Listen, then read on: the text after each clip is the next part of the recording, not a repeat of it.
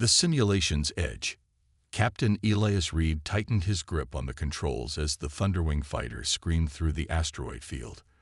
Laser fire blazed past his cockpit, missing by millimeters. The Xari pursuit ships were gaining. 3 sleek, obsidian vessels with crimson engine trails cutting through the void behind him. "Status report," he demanded, his voice steady despite the sweat beading on his forehead. "Shields at 38%, Captain," the ship's AI responded in its familiar feminine tone. "Hull integrity compromised in sectors 7 through 9. Recommend immediate withdrawal from combat zone." Reed ignored the suggestion. The mission parameters were clear. Reach the rendezvous point with the classified intel, no matter the cost. The Alliance had spent too many lives securing this data on Xari fleet movements. He banked hard right, diving beneath a tumbling asteroid larger than his childhood neighborhood. The maneuver bought him seconds at best. The Xari were renowned pilots, their reflexes honed through generations of space combat. "Divert auxiliary power to rear shields," Reed ordered, then frowned as something peculiar caught his eye. A small geometric anomaly flickered at the edge of his view screen, a perfect square of static that appeared and vanished within a heartbeat. Before he could process what he'd seen, the ship rocked violently.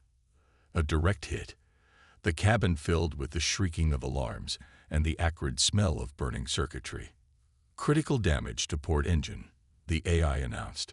"Combat capability reduced by 60%. Reed swore under his breath. The rendezvous point was still 7 minutes away at maximum thrust. He wouldn't make it in a crippled ship, not with the Xari on his tail. That's when he saw it again. The geometric distortion. This time it lingered, a perfect square of pixelated static hovering just above the fuel gauge. As he stared, the anomaly expanded slightly, revealing what looked like computer code scrolling rapidly within its boundaries. "Computer, run diagnostic on visual display systems," he commanded. "All visual systems functioning within normal parameters," came the immediate response. Reed shook his head and refocused on survival. He pitched the Thunderwing into a tight spiral, pushing the damaged craft beyond its design tolerances. Metal groaned in protest as G-forces threatened to tear the ship apart, or knock him unconscious. Just as the pressure became unbearable, he reversed thrust and cut the starboard engine. The sudden, asymmetric deceleration sent the fighter into a controlled tumble. To pursuit ships relying on predictive targeting algorithms, the move would appear suicidal or the result of catastrophic system failure. 2 of the Xari ships overshot his position. The third, however, matched his maneuver with impossible precision. "That's not right," Reed muttered. No pilot, not even a Xari ace, could have anticipated that move so perfectly. It was as if the realization hit him like a physical blow. It was as if the enemy knew exactly what he was going to do before he did it. The geometric anomaly reappeared, larger now, consuming nearly a quarter of his view screen. Within it, he could clearly see fragments of code.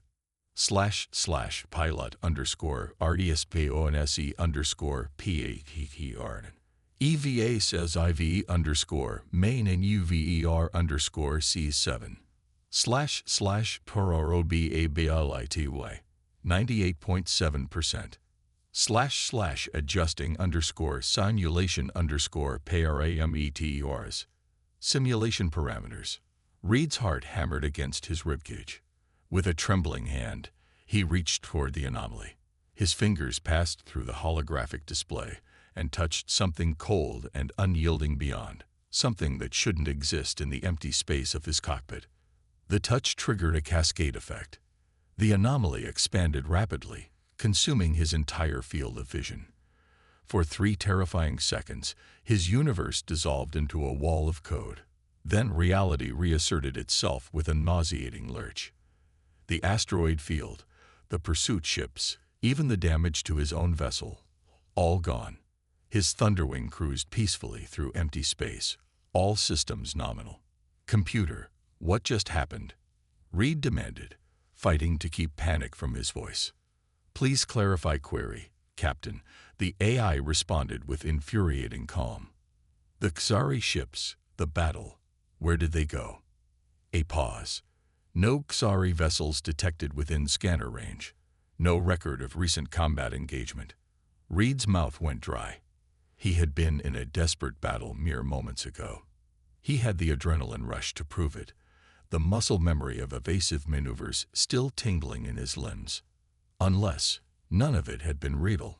Over the next 3 weeks, the anomalies increased in frequency and duration.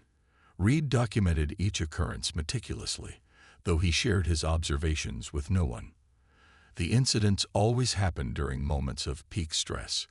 Combat engagements, high-risk maneuvers, critical mission junctures. His fellow pilots noticed the change in him. Commander Vega, his wingmate for over 5 years, confronted him in the officers' mess after he declined yet another social invitation. "What's eating you, Reed?"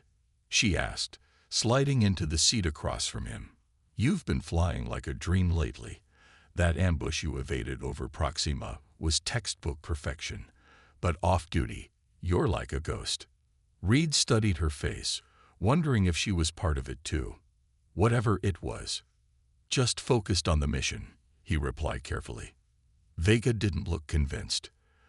"The psych evaluation is next week. If something's wrong, better tell me now than have them ground you." He forced a smile. "I'll keep that in mind." That night, alone in his quarters, Reed compiled his evidence. 27 anomaly events in 22 days, each one revealing the same underlying truth. His reality was programmed. His missions, his enemies, perhaps even his memories, all elaborate constructs in some vast simulation. But why? Who would create such an intricate illusion, and to what end? The answer came during the Centauri offensive. Reed led a squadron of 12 fighters against a Xari dreadnought, a suicide mission by any rational assessment. As his comrades fell around him, as his own ship took hit after hit, he focused not on survival, but on provocation. "Come on," he whispered, deliberately flying into increasingly dangerous situations. "Show yourself." On his 7th near-death experience, a radiation beam that should have vaporized his cockpit, the simulation fractured. This time, the breach was catastrophic. His universe didn't merely glitch, it shattered. Reed found himself suspended in a void of swirling code. Through gaps in the digital storm, he glimpsed another reality. A vast laboratory filled with strange equipment and stranger beings. Tall, luminescent creatures with multiple limbs and compound eyes moved purposefully among workstations. At the center of the chamber stood a complex apparatus that Reed somehow knew contained his physical body. One of the aliens approached what appeared to be the main control console. Its manipulator appendages danced across interfaces that made no human sense.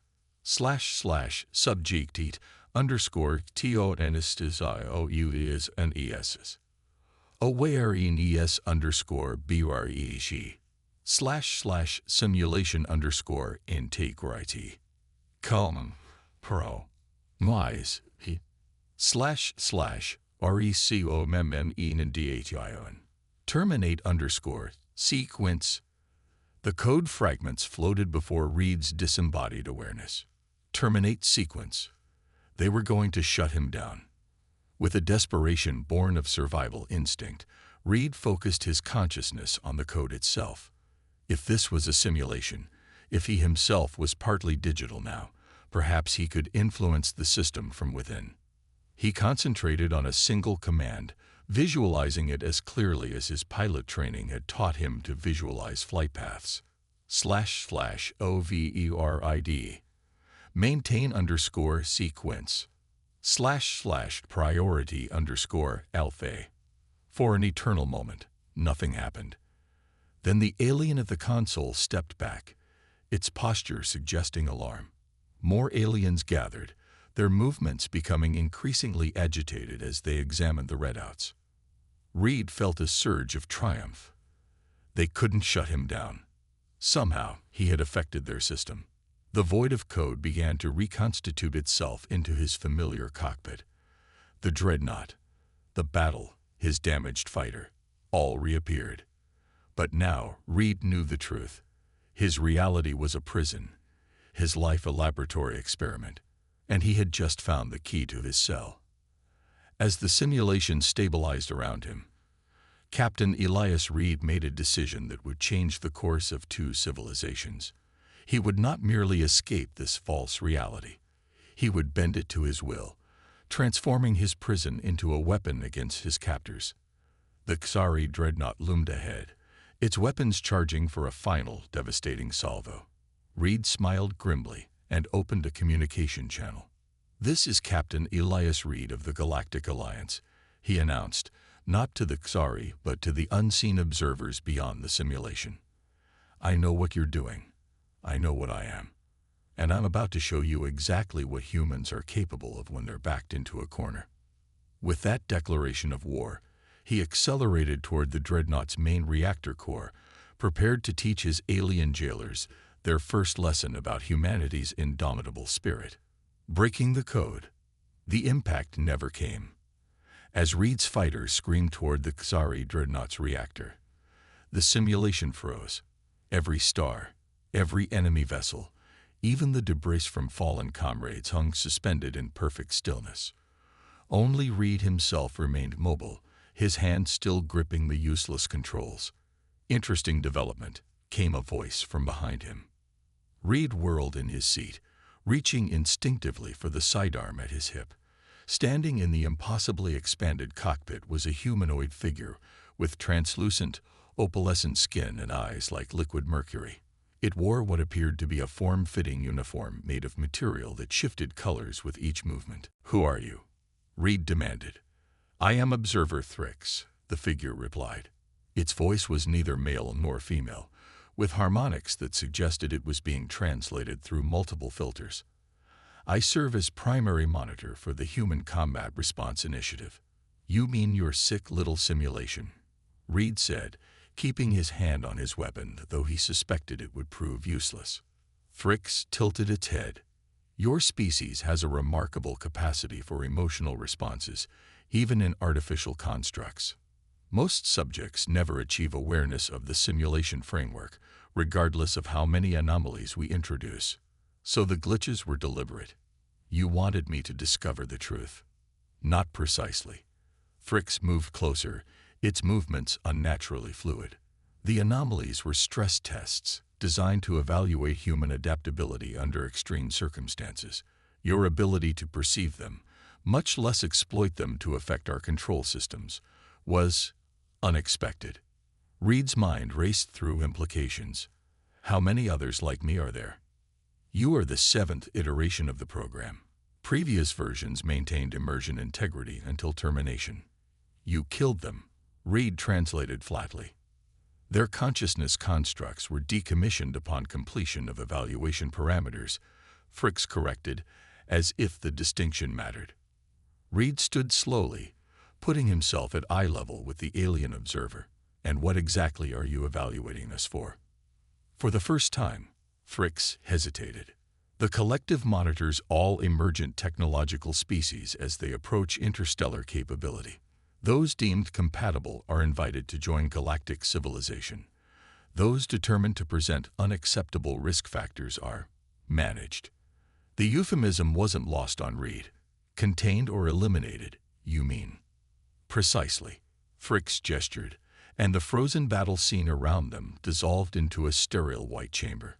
"Humanity presents a unique challenge. Your species possesses technological innovation rates far exceeding the galactic average, combined with aggressive expansion instincts and remarkable adaptability. So you created this simulation to see if we're too dangerous to be allowed out of our solar system," Reed concluded. "The simulation evaluates key psychological parameters under controlled conditions," Thrix confirmed. "Your military tactics, ethical boundaries, cooperative potential, and response to both victory and defeat." Reed laughed bitterly. "And you think this farce tells you anything real about humanity? You've got me fighting invented enemies in scenarios you control. What could that possibly reveal?" "More than you realize, Captain Reed." Thrix waved a hand, and the white room filled with holographic displays showing countless moments from Reed's simulated life. Training exercises, battles, interactions with virtual comrades, even private moments of reflection. Your decisions, especially when you believe yourself unobserved, provide invaluable data. Reed studied the displays, recognizing missions he'd flown, choices he'd made.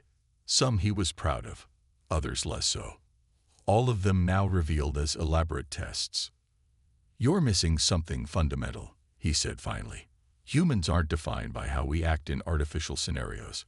We're defined by how we face real stakes, real consequences." "An interesting hypothesis," Fricks replied. "Its mercury eyes unreadable. Perhaps we should test it." The white room vanished. Reed found himself standing on an observation deck, overlooking what appeared to be a massive starship hangar.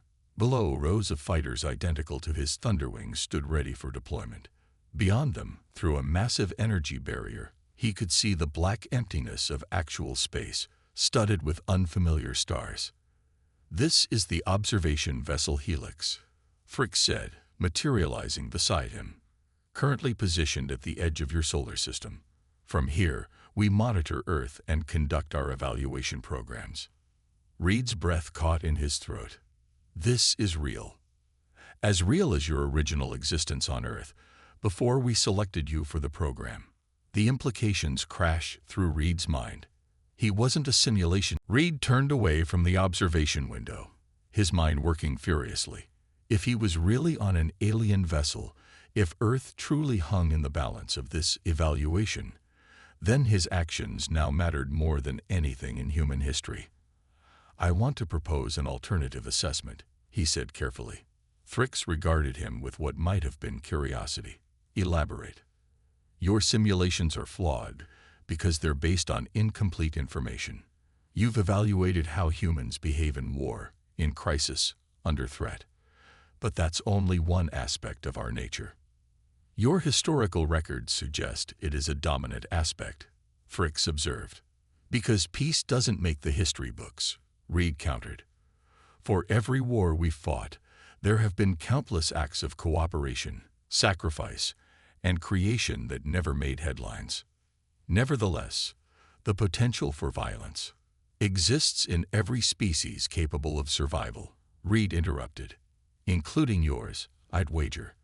The question isn't whether humans can be dangerous. It's whether we can channel that same determination toward better purposes when given the chance." Fricks was silent for a long moment. "What are you proposing, specifically?" Reed gestured toward the hangar below. "Let me take one of those fighters back to Earth, not as Captain Reed the military pilot, but as a messenger. Let me tell humanity the truth, that we're being watched, evaluated, judged. Give us the chance to show you who we really are when we know the stakes. The evaluation protocols do not allow for subject contamination of the target population," Fricks said, but something in its tone suggested uncertainty. Reed pressed his advantage. "Your current approach has already failed. I broke your simulation. Others will too, eventually. And if you decide to manage humanity based on flawed data, you may find yourselves facing exactly the threat you feared." He stepped closer to the alien observer. "But if you give us a chance, a real chance with real knowledge, you might discover humanity can be your greatest ally rather than a threat." "The risk is considerable," Fricks noted. "So is the potential reward. Isn't that worth exploring before you condemn an entire species?"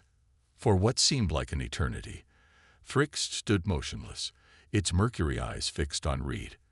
When it finally spoke, its voice carried new harmonics, respect, perhaps, or resignation. "The collective has existed for 23,000 of your years, Captain Reed. In that time, we have encountered 817 emergent technological species. Of those, 39 were deemed incompatible with galactic civilization and confined to their home systems. And the others became members of the collective, contributing their unique perspectives and abilities to our shared civilization." Reed nodded slowly. "And how many of those species were given the chance I'm asking for? How many were judged while blindfolded, versus those who knew what they were facing. Thrix's skin rippled with patterns of light that Reed couldn't interpret. Your proposal introduces variables outside standard protocols. The assessment committee will require time to evaluate. While they deliberate, I have a question, Reed said. The enemies in my simulation, the Xari, are they real? The Xari are a composite construct based on several incompatible species encountered over the collective's history, Thrix admitted. Their appearance and tactical parameters were designed to provoke specific response patterns. Reed smiled grimly. So you created an enemy that matched your expectations of what would frighten and challenge us. Has it occurred to your collective that your entire assessment might suffer from the same flaw? That you're looking for confirmation of your pre-existing fears about humanity? Before Thrix could respond, a soft chime echoed through the observation deck. The alien cocked its head as if listening to a communication Reed couldn't hear. It appears your case will be considered, Thrix said finally. The assessment committee has granted provisional approval for a modified contact protocol. Meaning? You will return to Earth, not alone but accompanied by a collective delegation. You will serve as intermediary during first contact proceedings. Humanity will be informed of its status and given opportunity to demonstrate compatibility directly. Reed felt a weight lift from his shoulders, replaced immediately by a new pressure, the responsibility of representing his species in its first encounter with an interstellar civilization. When do we begin? He asked. Thrix gestured toward the hangar below, where activity had suddenly increased. Alien figures moved purposefully among the vessels, preparing for what Reed now realized was an historic mission. Immediately, Thrix said, the delegation departs within one rotation cycle.